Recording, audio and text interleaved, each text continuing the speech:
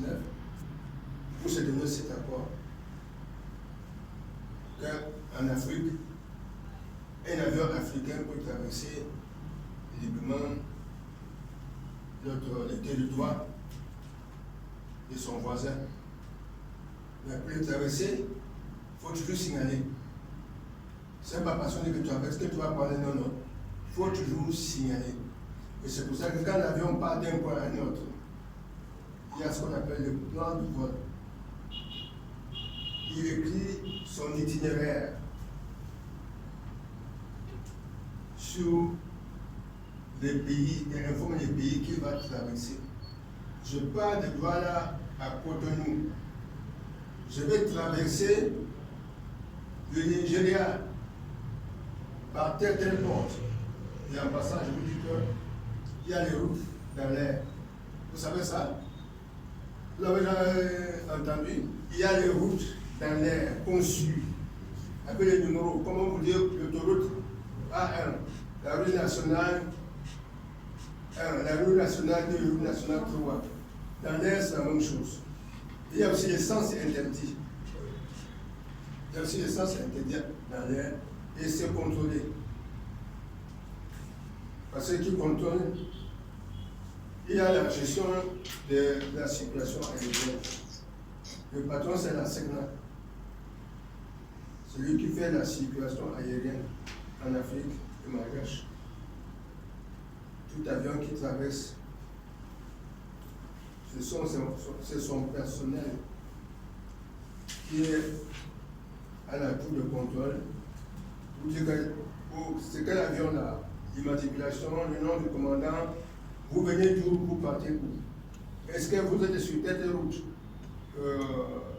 Actuellement, il y a les radars qui déterminent le point de chaque avion. De toute façon, quand il y a un avion d'évoluer, on voit comment il s'achemine d'un pays à un autre. Sur quelle route? Votre route, c'est la route UA1, par exemple. UA1, on sait que ça part de Douala à Kano. UA1, Douala à Kano. À Kano, pour partir de Kano à Alger, il peut changer, ça change de dénomination. Ça part un autre nom, UG.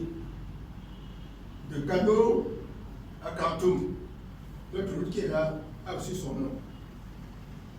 Comme vous avez, c'est pas les chiffres pour numéroter qui manquent. National 1, 2, 3, 4, 5, 6, 7, 8, 9, 10.